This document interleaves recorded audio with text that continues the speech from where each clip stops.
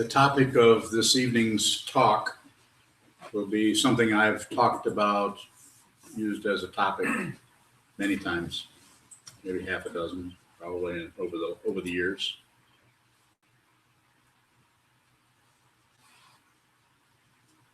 It's a good topic. Other people talk about this, so I'm not the first one to invent this word.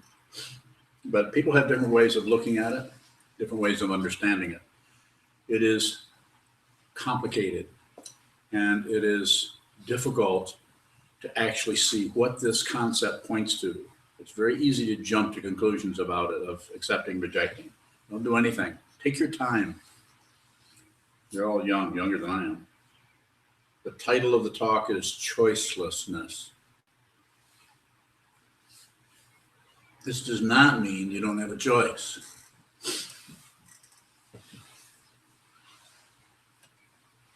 This means that it's choiceless, that you have a choice. You can't help but have a choice.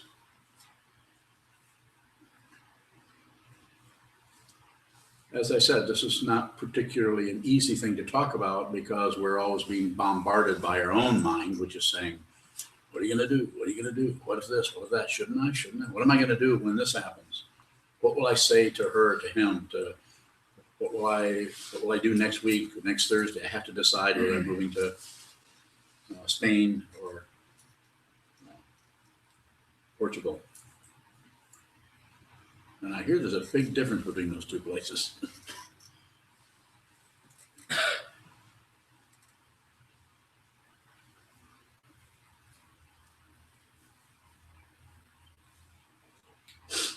Choiceless, the way that I'm using this and the way that I want to talk about this is to say that whatever the situation you're in, you have a lot less say-so than you think you do. And a lot more say-so than you think you do. That's why it's so choiceless. I can say it, put it very simply, and then we can unpack this or take it apart or dismantle it or whatever word you want to use. I'm not a scholar, but I've been looking at this situation and that situation for a long time. My teachers have supported me. The teaching of the Buddha and down through the centuries of the lineage holders have supported me. And now I'm here to support you. If you'll listen, if you're here, you're probably going to try to listen, but you need to actually hear what's being said. When I say choiceless, the first way I'll talk about this, I'll say that your particular karma, the causes and conditions, the causes that are arising, and then the conditions that those causes arise in, you have very little say-so about. A little bit. That's why this is called the middle way. You have a little bit. But if you are confused, in other words, deluded or unenlightened, then it's choiceless because you are wired a certain way. You can't just decide to have an IQ of 180. You can't decide that. That's not a choice for you. Just like you don't have a choice to be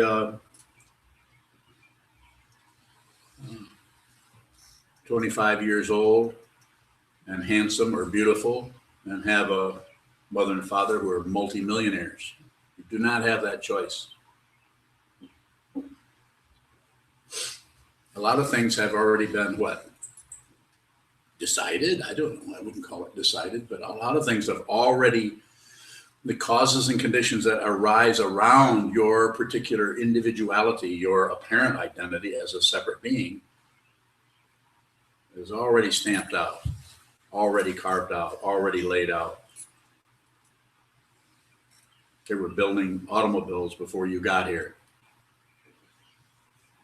So but we make a big deal out of saying, well, you know, I think I'm gonna drive a Lexus. Happen to have a good job, which you chose to have, of course. But all of our choosing is built on a whole lot of things, that causes and conditions that are already the case. So you have a very limited things that you can do this or do that. This does not mean that you don't have some say-so about it. But if you operate out of, I've got to make the right choices, which some of you have heard me say before, that's just utter bullshit. That's the worst advice you can give anybody. You need to make the right choices. How many people have you heard say what I just said? You heard somebody else say that? Make the right choices? No, that it's utter bullshit. Oh, no, not that part.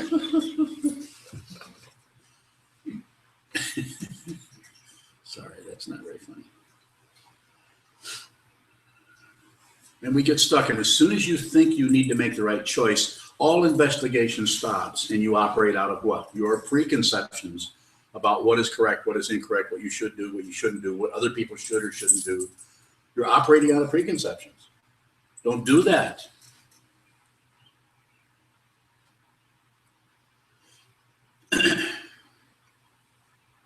So it's choiceless to some extent to be at the mercy of your karma. You can't help but be here. I often say, go, if you think you have a lot of choices, go look in the mirror and see how many choices you had so far. How many decisions did you make to get to look like this, think like this, be this age, born in this time? If you did have some choices, which you may have, we have amnesia.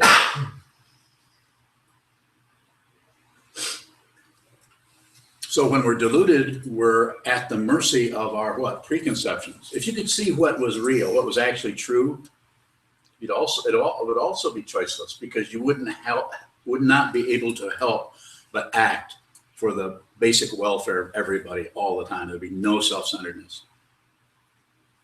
Any self-centered that was happening with you would be projected onto you by others. They would think that the things that you were doing, because they're self-centered, they would think that everything you're doing is self-centered.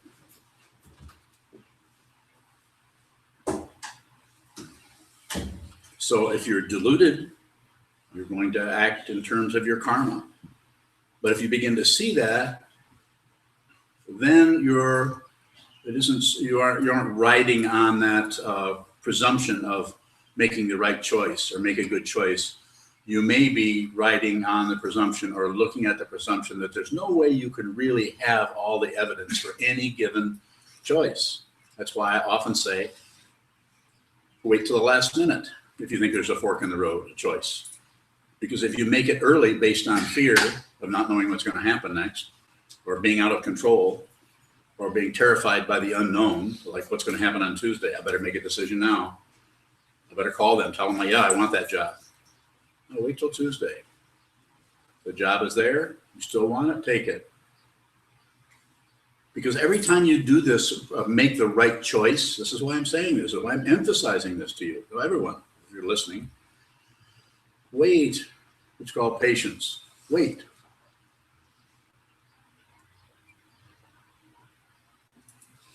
Unless I tell you to meditate, in which case, don't wait, go meditate.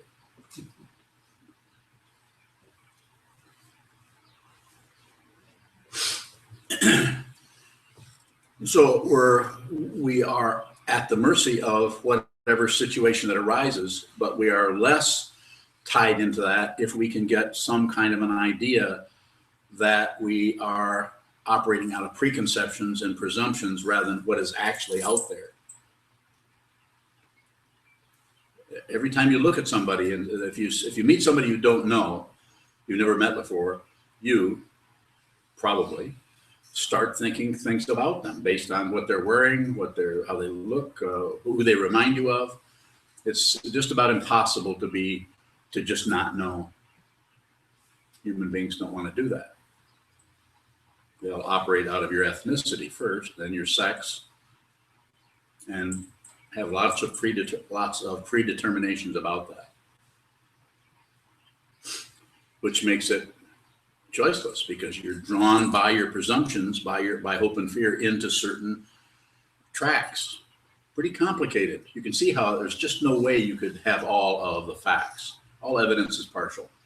Don't jump to conclusions. A good example is the horrible things that happened in Florida. You notice people immediately want to start blaming. They immediately want to start. We gotta find out why this is.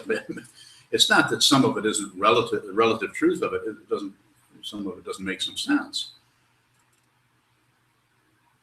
But it gets all blown out of shape when we do it out of an emotional reaction to something rather than some kind of reasonableness. Those are the kind of things that should be looked at there, should be looked at without that having to happen.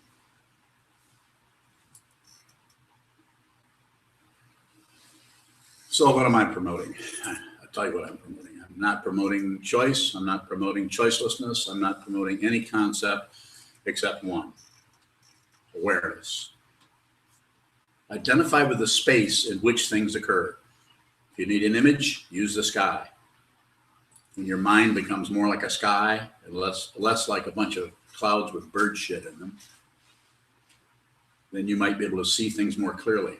And if you see things more clearly, which is the, you could say is the other end of, the opposite of delusion or confusion, which is sometimes called awakening or realization of who you actually are, what this world actually is, then that's choiceless too, because since you're not operating out of hope and fear of a deluded or confused person, you're not operating out of making sure nothing happens to you, out of some kind of paranoia.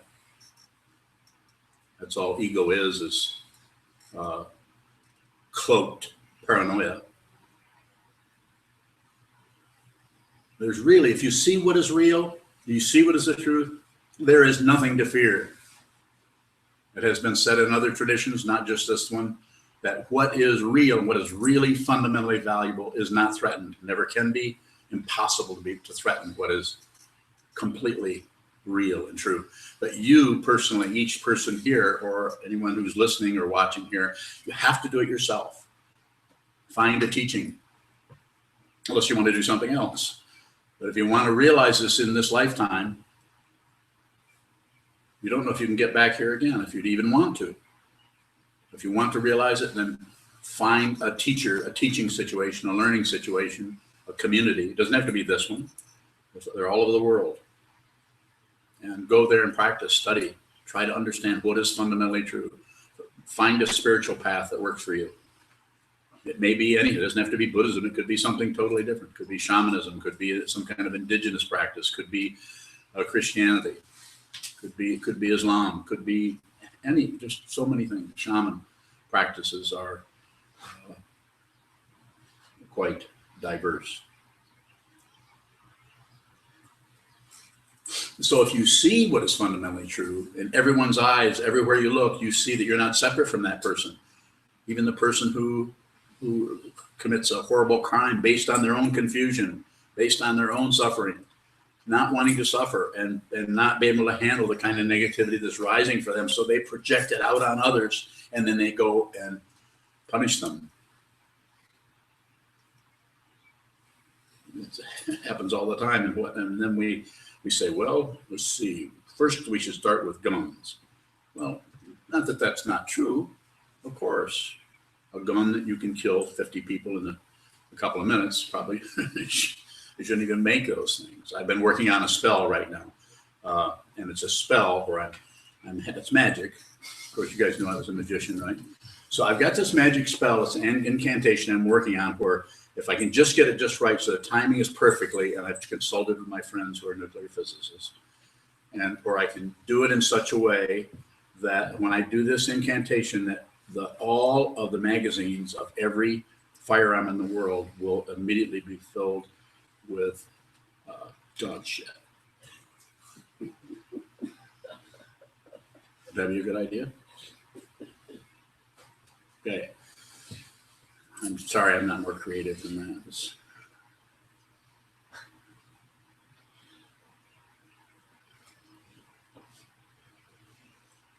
So take a look at your life. Take a look at when you begin to make a choice about anything, one way or another, and see what the basis of it is, and see that you can't get all the information that it would take to make a good choice. This doesn't mean that you couldn't say, when I smoke weed, I go crazy. I can't keep a job. I can't stop eating. I can't stop stealing from my friends. I can't. Then That's pretty choiceless there. Or if the intensity of your own personal suffering is so incredibly intense, it might be choiceless for you to just keep going. That might be a bigger pull. Never, ever. If you point the finger at anybody and accuse anybody of anything, retract it immediately.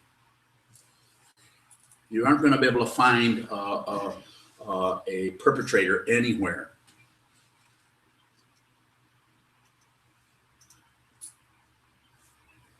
So if you train your mind and you become clear, which I hope you do, and you see what is fundamentally true, and it's always been the case, then all fear is gone. All concern about right and wrong, complete and incomplete, existing and non-existing, life and death, every polarity you can find immediately is seen as not two. Life and death are not two. Success and failure are not two. Anytime you find one thing, if you find its opposite, you'll see that's how it works. So if you realize that you're not separate from anything, I mean, realize it. I'm not talking about a concept of saying we're all one, because I didn't say that. Then everything you would do from then on would be for the benefit of everyone. It's not that you wouldn't go to a movie or entertain yourself or have a glass of Jack Daniels. Of course, some of you shouldn't drink Jack Daniels, so don't. But it's not that you wouldn't relax and just and enjoy yourself. It's not like you're going to be some guy sitting on top of a mountain somewhere in a cave who's isolated him or herself from the world. It's very ordinary. Sometimes my teacher used to call it ordinary magic. It's so incredibly magical that you see it and you can't tell anybody about it. And the reason you can't is because you're just saying everywhere you look, there's nothing but incredible magic going on everywhere. Even the dog shit and the gun barrels. Magical. You don't see me laughing about that. It's because it's not funny. I'm laughing at myself. So, choiceless. It doesn't mean there aren't choices. I can move this from there to there. But I didn't create it there, and I didn't create that there, and I didn't create this, and I didn't even create the hands that's picking it up. Where did this all come from? Is there a come from? That's a preconception that's pretty heavy. We operate that way all the time, past and future. Look closely. You think there's a past and a future? This is your projection based on your attachment to this physical form. You think this is real. Or you might go the other direction and think this is unreal. Incorrect. Take no position on anything, especially that one.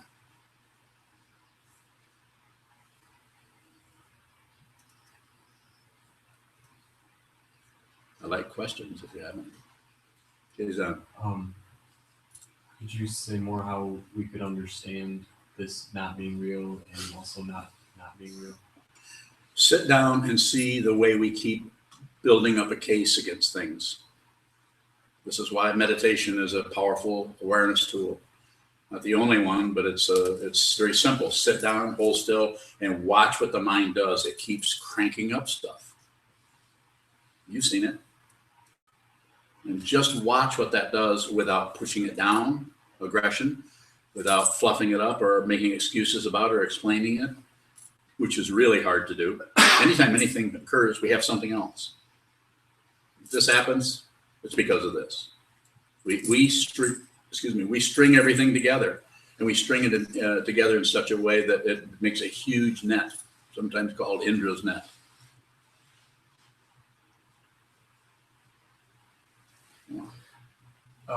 Towards the beginning of the talk, you said that we both have less and more say-so than we think we do? In what way do we have more say-so than we think we do? Because if you realize, if you're not realized, then you think you have a lot more say-so, and you actually have less. You have less say-so. You have very little, because you're just working in the context of, I want a banana and I'm going to go get it. It's very much like a raccoon would think, except you have clothes on. And I'm sorry, I don't mean to insult raccoons. But if there's realization there, then you function the way the moon functions. You function the way the sands in the desert function. Not separate, not separate.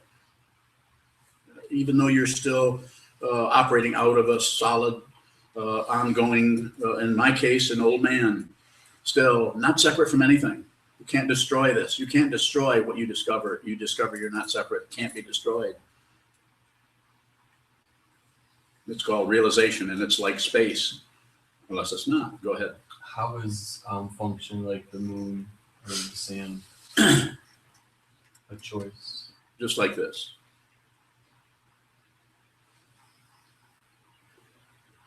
And in what way is it choiceless? Same way. More. It's choiceless because you have no choice, because you're not separate from anything anymore. So there's no separate being that is able to make a choice. Is there choice occurring? Probably not. So when you said that we have more choice than we probably think we do in some ways, again, how does that arise? I'm using the word because what you do, what does occur, and what you do function as is so vast. So it seems almost like a self, like a gigantic self. Like I wrote a poem a long time ago, many years ago, that just spontaneously came up, and it goes like a gigantic train robber. Everything I see is mine. I'm not a poet, so I don't write much poetry. But it's the idea that it's like there's something that you're doing that's very simple, and it's like somebody robbing a train, because really nothing belongs to you, but yet everything you see is yours. You can't rob what you already own. You can't rob, you can't join what you're not separate from. But ego form is always trying to do what? Spiritual materialism, trying to get something else. More. How do you use something that you are not separate from? Probably can't use it. So what is the relationship to the things in our life that arise that we seem to use in order to serve others, like the concepts? What about it? How is that?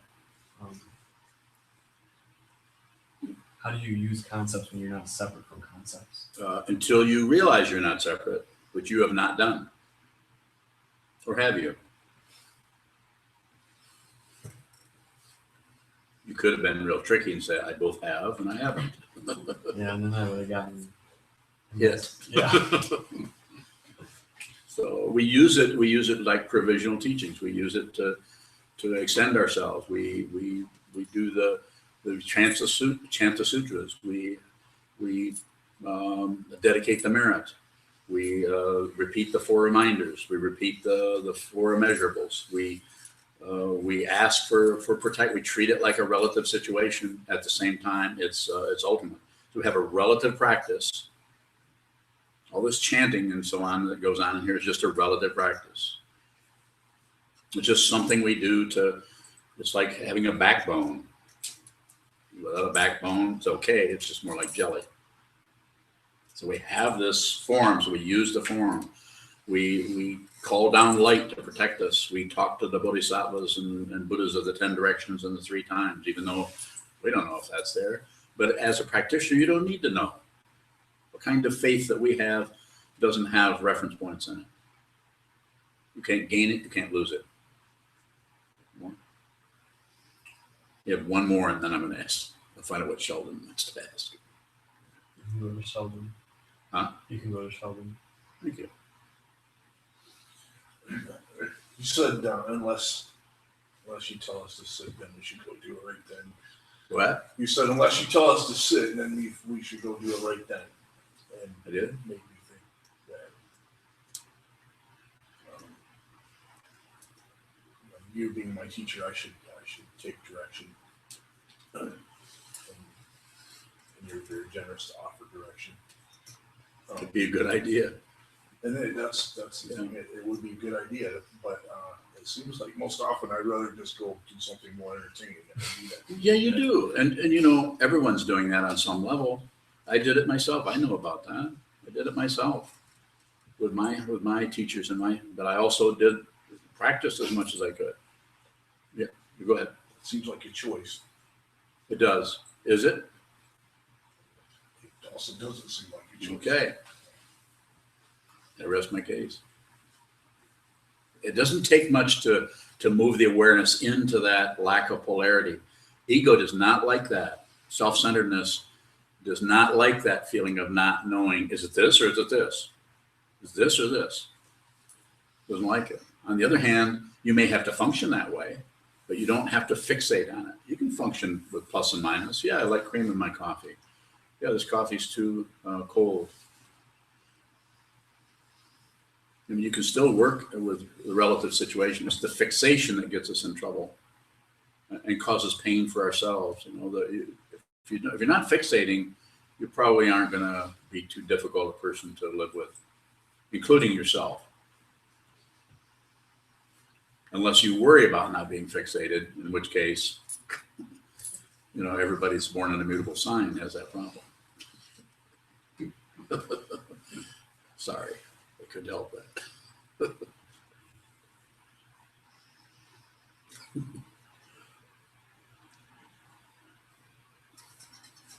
That was a pretty inside joke, man. I don't know how many people got that. Just the astrologers. Yeah, that's Well, I really love astrologers, so yeah. gotta acknowledge them. So. That's not much astrology, actually. That's like a little bit of astrology. Question, Jess. You said that basically, you said earlier that some of our lives basically is already predetermined, our choices. Yeah. Are already You have red hair, right? Yes. Did you decide on that? My red hair, yes. Okay. You have blue hair and you No, I dyed it have red? brown hair. You have brown hair and you dyed it red. Looks pretty natural, doesn't it? Yeah. So you had a choice there, Well, what, right? yes, the continuation of that question was that if we continuously ignore some choices that are put in front of us, but they're predetermined, do our choices end up being made for us more or less, I guess I'm trying to say? Be more specific. I follow you. But it's difficult for me to respond to that without getting a headache. So if you ask a very straightforward question, then I can do it. But if you kind of go circular like that and kind of define the parameters of the question, then I'm not that smart.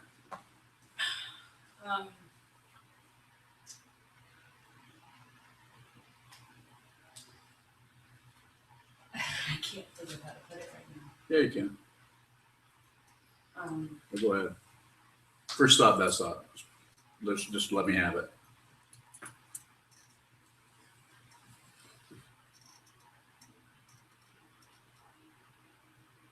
So if choices are already made for us, Well, you know, what I was saying is the conditions, in a sense, like you didn't decide to, you know, be a female or be Caucasian or born in, where were you born?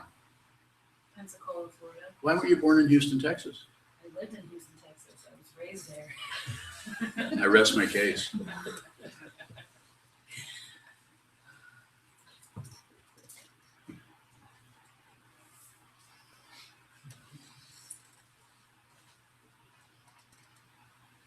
So we have a little bit of say-so, but there's so much going on that we don't really have that much control over. So we're kind of at the mercy of that. We can't just decide to be a good musician I wanted to be, when I was very young, wanted to be a great artist. Well, that's just wasn't a choice for me. And people like to tell you, oh yeah, you can be anything you want. You can be president. You can be, this is untrue. You can't be anything you want. So it's a big fib. You can't be anything you want. There's certain things, yes, that you can pursue or be or do or whatever. So what is your fundamental question? I understand what the parameters you're laying out for me. What is the question? What would you like to know fundamentally? What will help you the most if I can possibly answer it?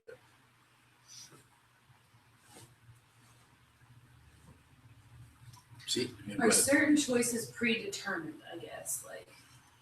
Like if you made a choice to come to move to Houston. But I guess the outcome, the outcomes of choices, are they predetermined? Well, what do you mean by predetermined? Regardless of my choice, whatever the outcome is going to happen regardless of my choice. Not exactly. But whatever you choose, whatever happens is exactly what you chose.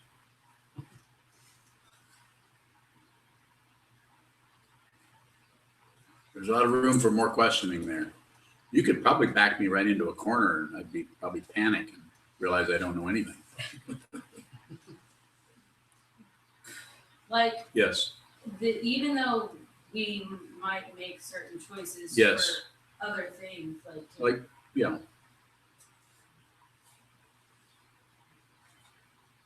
Even if they're the wrong choice, I guess I'm trying to say, eventually, do we end up where we're supposed to be?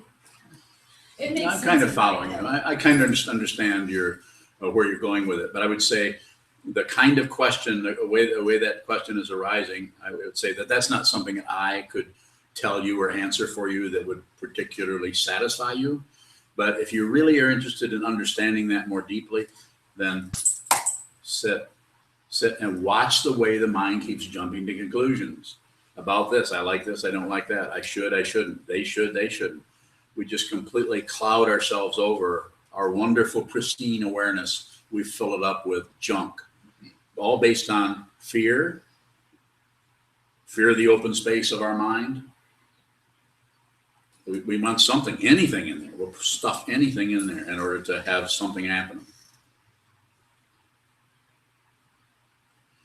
So the very area you're going into is really important and could be investigated. You could do that, but you need to do that yourself. You need to sit down and look at that yourself. It's what I tell anybody that I'm working very closely, or some people that live at the temple. If I have that kind of a question, which I have questions are similar than that, back to the cushion. Unless, there are times when I might say, no, you can't do that. Don't do that. It's rare that I do that. Usually I just say, yeah, well, go ahead, do it. Trust yourself, do what you need to do. And then other times I don't, and I don't think about it. It isn't like I'm thinking, that person should be doing this or doing that. So I don't really think about it. Sit a lot. When you leave here and wherever you go back to Houston? No, I live in Columbus. Oh, well, why didn't you say so? Try to have an awareness practice. Yes, sir. So what you're teaching, if I'm getting it right, is essentially awareness. Be aware of this. That's it. And then you talked about fundamental truths, and awareness is obviously a big part of that, if not everything. Are you saying as a fundamental truth, that's what you're trying to teach that we should seek? Is it pretty much us trying to get away from everything that's human and trying to see the world truly as it is and separate from us? I follow you. So to some extent, it is leaving the chaos of the world behind for an hour a day, 2 hours a day. Maybe you need to do more, maybe you don't. And it's giving yourself some space where you can just see how the mind works. Just get to know yourself. Take the negativity that rises in your life, which I'm sure it does, daily in different ways. We tend to fight with it or cover it up with passion, aggression, ignorance, solutions, advice. What do you think about what I'm thinking about what you're thinking? I don't think much. You know, we do that. We actually get very circular. And so what I'm saying is, first sit down and see the spaciousness of your mind. It might be full of stuff, but you actually begin to see that there's a lot of openness there, a lot of space there. And so start there rather than necessarily jumping into some other some philosophy, or whether it's Buddhism or anything. Just start by doing that. See what's, go ahead. Are there other things to do other than meditation? Is that pretty much That's a place to start with awareness practice. And then if a person wants to study the concepts behind this, where this all came from, then that's available. But one should start just with being aware. Don't have to change your dynamic at all. Just have to do a lot of it seems. Sit down, hold still, and watch what moves. Keep the eyes open. Do a lot of it. Yeah, I asked someone earlier, do you typically want to meditate in a place like this, or can it be outdoors? Can it really be wherever you want? No. Should be in a place, doesn't have to be in a place like this. This helps because that's the only thing this room is for.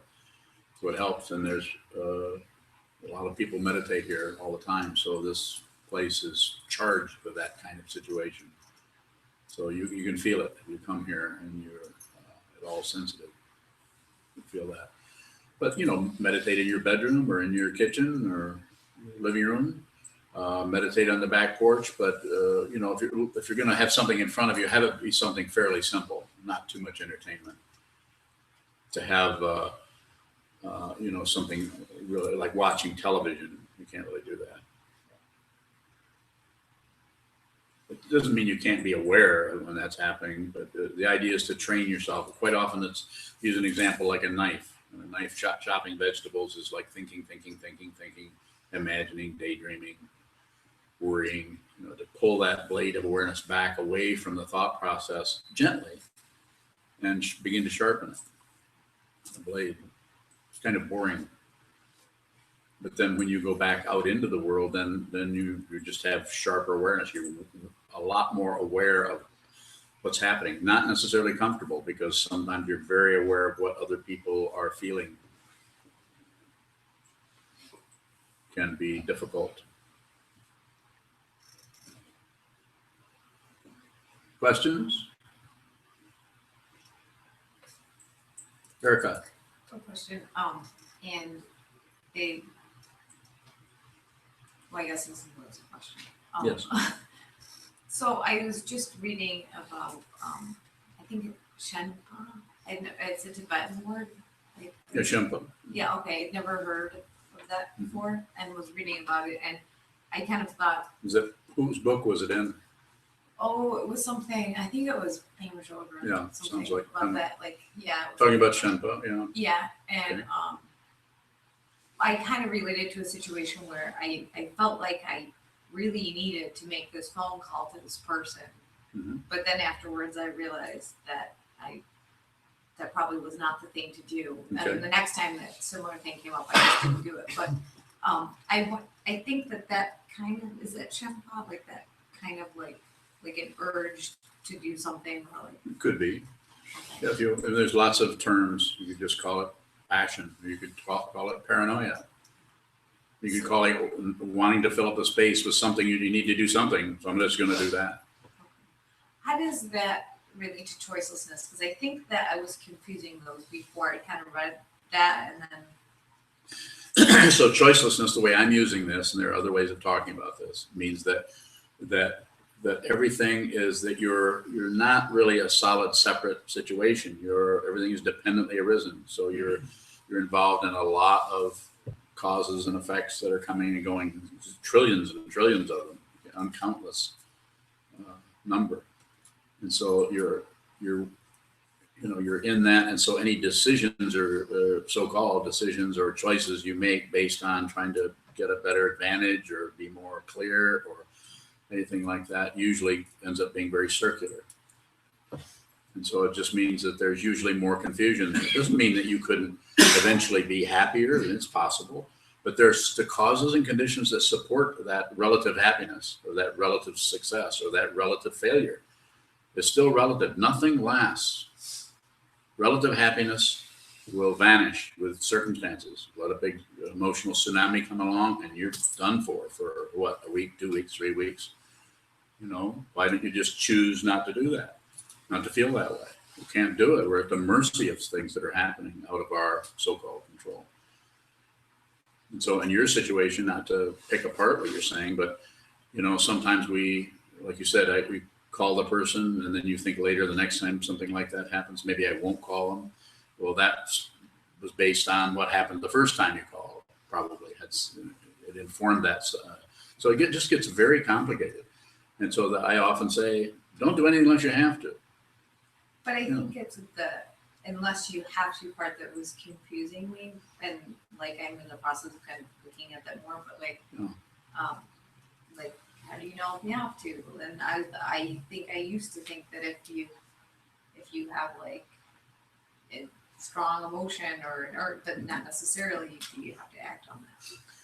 Don't believe feelings, don't believe emotions. This doesn't mean don't have feelings. And when I say don't believe thoughts, it doesn't mean don't have thoughts. Just don't give them a lot of weight. A little bit. That's why Buddhism is called the middle way. Not too tight, not too loose. A little bit.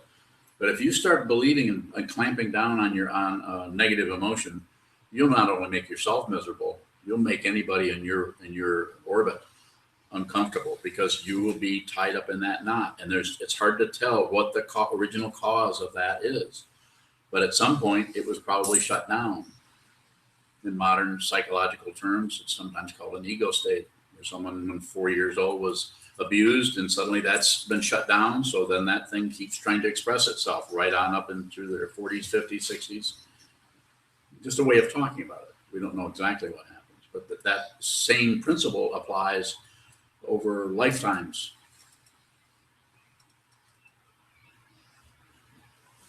3 questions have come in. Okay. The first one from Shane out in California. Yes, Shane. He asks, does belief or non-belief limit our choice?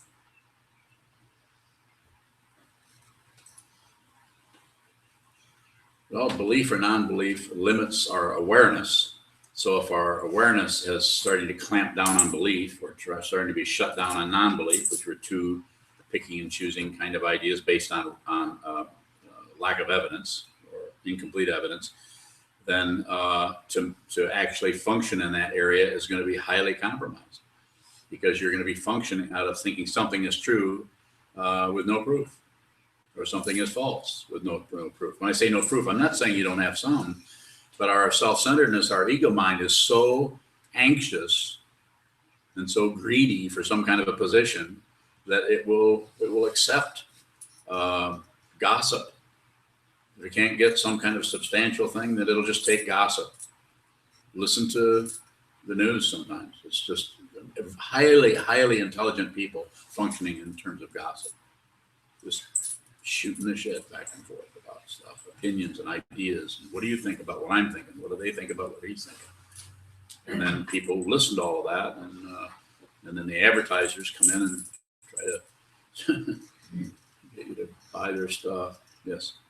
The next question from Sokuzan up in Traverse City. Yes, goes on. If what arises is choiceless, what is discipline in practice?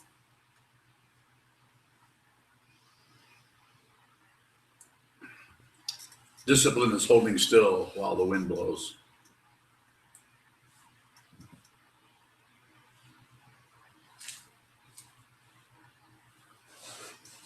Next question. Can I follow up that question a little bit? What then is choice within discipline? Don't do anything unless you have to.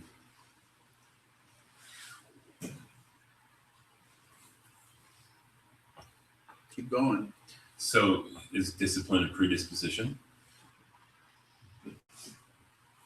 I don't know. What do you think? What do you think? I don't know. What do you think? You're asking the questions, and that's your question. Yes. You trying to be a smart ass? No, I'm directing it back towards you because I was unsatisfied with your response. Okay. Then ask it again, and I'll try harder. Is discipline or the ability to discipline oneself a predisposition? No.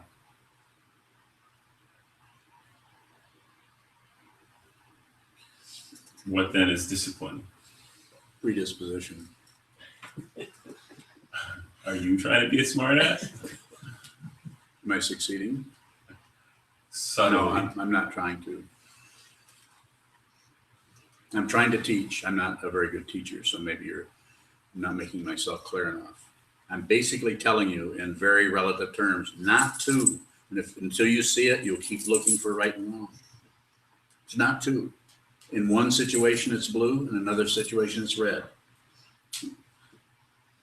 You're thinking right now. You're not listening to what I'm saying. You're thinking. I can see you. I heard you clearly. What did I say? I did. What did I say? You said in one situation it's red, in the other situation it's blue. Did I say that?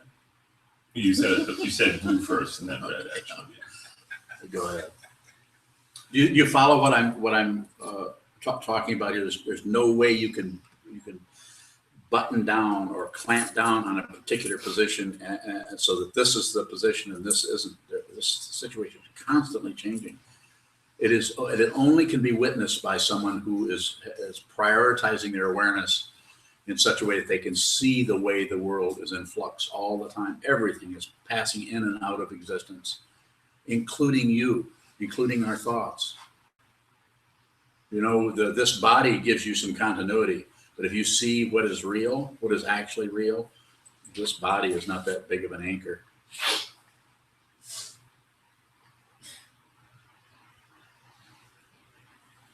More? Do I have any other questions? Yes, from Anna Maria out in Brooklyn. Okay. Her question is, and it's multi-question. What else from Anna Maria? I'm not going to get a simple question. She asks, how do we not use choicelessness as ignoring? Someone on the verge of killing themselves with alcohol and drugs can't seem. Can't see. I lost it. Anna Maria, you're gonna have to ask again. I pressed the wrong button. Darn. Was that choiceless? They can't. So- She basically said Yeah. they can't seem to help themselves. And Yeah. What was the question around that? I understand that. so her question is it not our responsibility, our vow to save all sentient beings? You save all sentient beings, or it's your responsibility to be with. To be with, and that being with could be very painful if the person that you're relating to is determined to be a victim, and they will not. They'll actually suck you into that same cyclone that they're in. You have to be very careful, be very respectful of people's neurosis, starting with your own. And the way you're respectful to your own neurosis is stop trying to be better based on your preconceptions of what you should live up to. It's like this inner parent we all have. Knock it off.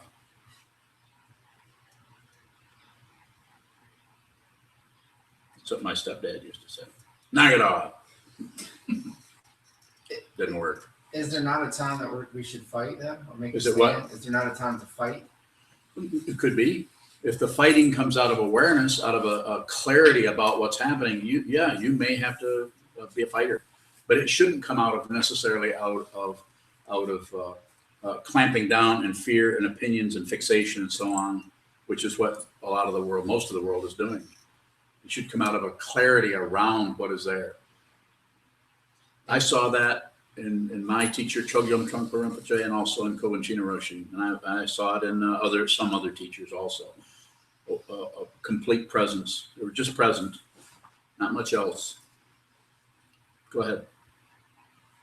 Well, earlier she said, we should treat all sentient beings with, I guess, compassion or be part of them. But I said that?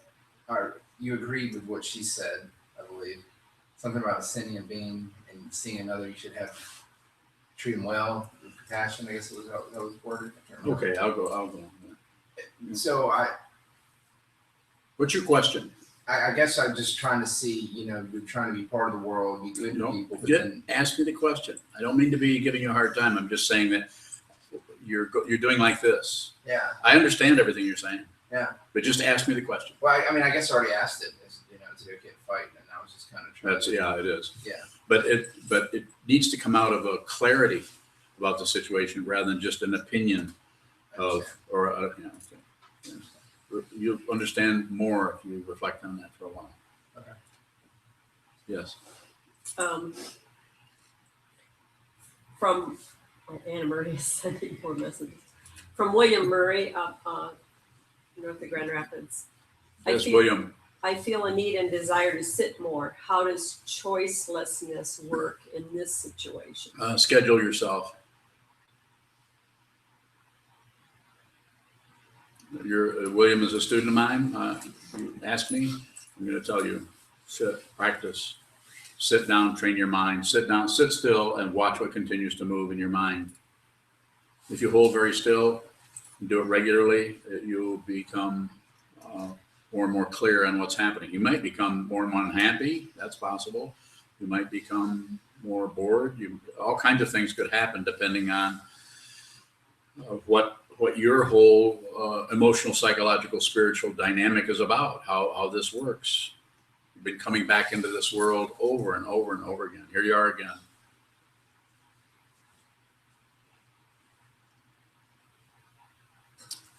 Michael. Is choiceless a choice made without adding or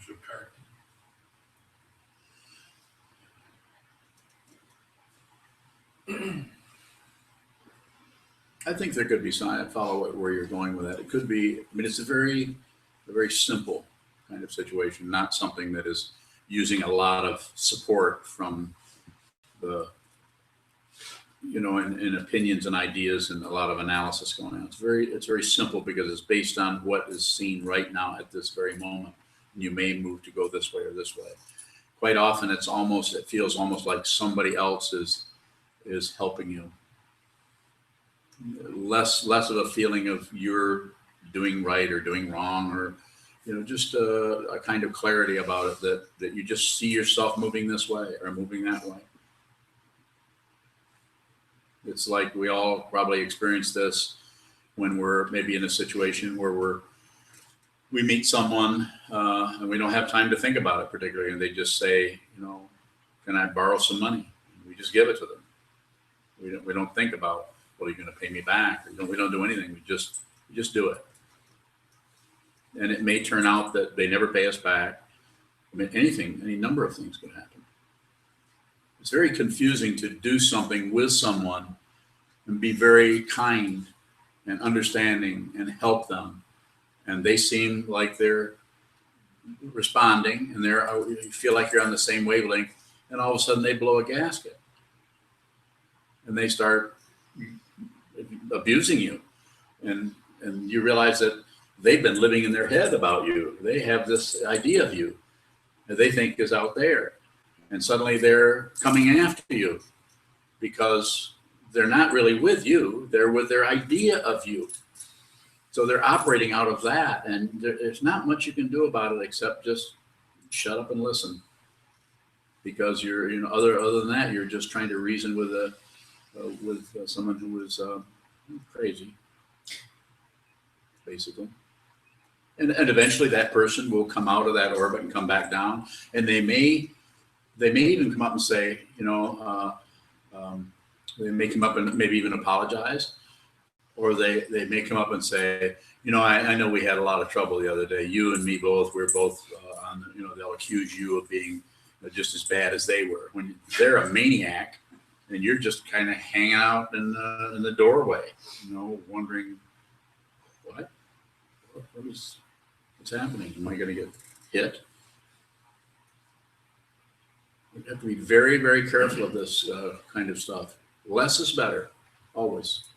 And when it comes up to somebody needing to help someone, especially something like someone's potential suicide or anything. Be very, very respectful of that. Don't go in and start. You could actually create more harm than you based on your own fear. I gotta go better. What will I feel like if they do that? Yeah, here again, it's what will I feel like if they take their life? Look closely. Don't bite your fingernails. You could bite your fingernails if you want. I bet you haven't been told that in a while. Actually, I've been told that like 3 times today. Really? Well, now it's 4. All right. Good. I'm glad somebody's keeping track of it. Yes. Any final questions, Michael? Some of the questions, it seem like the real question is we're asking about, is there responsibility in the choices we make? So let's work with the word responsibility. The ability to respond. It doesn't mean blaming. You have the ability, you see something happen and you respond. That response may be total silence. It may be just a response of receiving what is happening through your ears, through your eyes, through your mind. And if you see what it is clearly, minus the projections about it, then the only thing that can arise is compassion, because you'll see it's your very self that's functioning out there. Like the terrible things that have happened. You name it, there's been a lot happening all over the world. You have to really bring as much awareness to that as possible so that the blaming recedes. Like I sometimes say, I don't talk about forgiveness. Not that you couldn't do that. That maybe work. But if you don't blame anybody, you don't have to forgive anybody.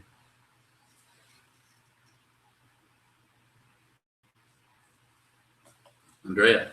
How does standing in solidarity with someone playing with what you just said, for instance, what happened in Orlando? Mm-hmm. It's so complicated not to It is feel complicated. a responsibility to have that kind of knee-jerk reaction of Mhm. anger towards the person. So very good. So don't shut down in the anger. That anger is dependently arisen. It doesn't belong to you. It doesn't belong to anyone. So, but if you do anything with it, then you start personalizing it, and suddenly it gets all wound up in this big ball of string called you and your karma and your passion, aggression, ignorance, and so on. But just the arising of that anger is very clear, and it's unbiased, and it's not going to go get a gun or something. And it won't last. It will start to settle, and you'll see where it came from. It's always about awareness. And standing in solidarity, I understand what you're saying by that, but just being with situations are so important. You know, running around with lots of signs and everything. You may have to do that too. That's not wrong, but less is better. Because if we take up that same kind of push and pull and war, you know, it's just back and forth. It just seems to perpetuate it. It doesn't seem to do much good overall.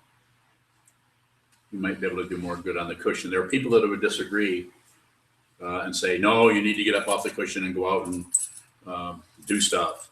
And maybe you do. If you're listening to that person and it makes sense, the person who's saying that, and there are people on the internet saying that, then do it. Do whatever you need to do. But if you're listening to me, I say don't do much. Train your mind. You've been around here for hundreds, thousands of years. This has been going on thousands of years. Now's your time to sit down and just see who you are. Find out who you are. If you find out that you're not separate, then your functionality in this world will be completely, totally choiceless, and you'll understand what that word means. More? Well, I've had the luck of being here for the past week and a half, Yes. so I haven't seen much of what's been going on in the news, with the exception of little tidbits. Obviously, not watching TV or on the computer.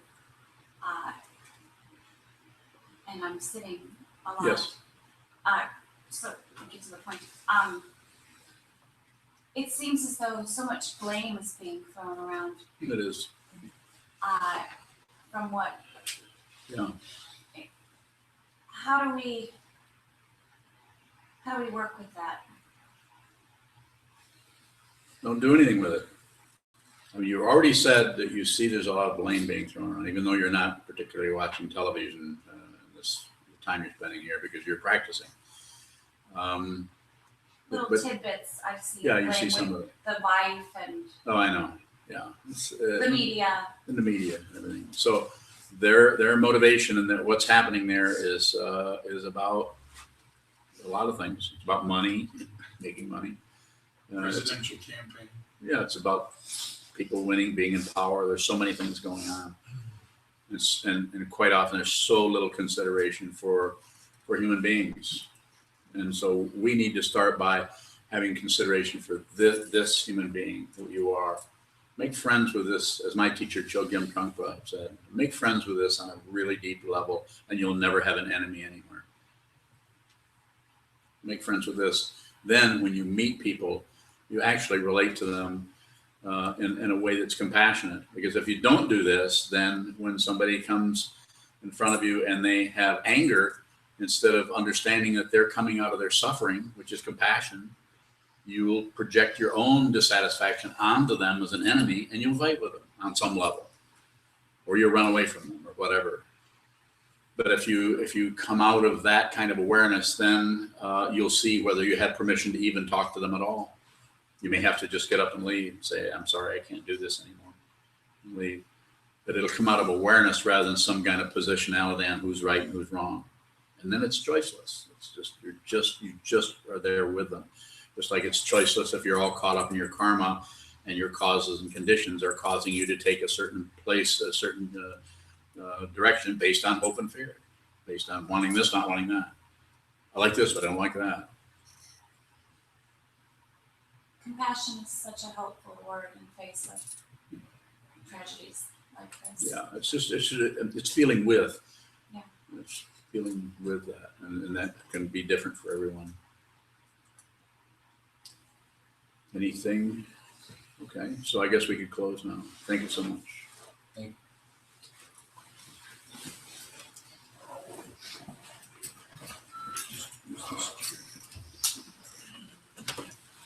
In the back of your red chant books is our dedication of merit.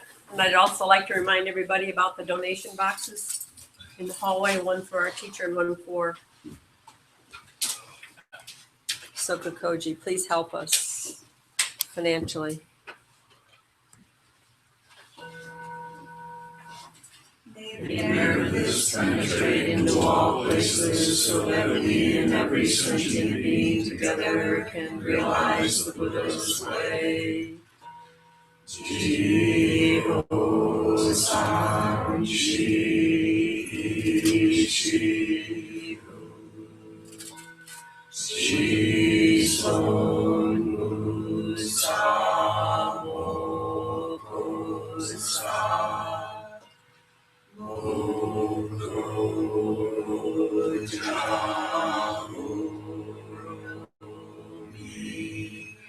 the 10 directions, the 3 worlds, all Buddhas, all venerable ones, Bodhisattvas, Mahasattvas, the great Prajna Paramita.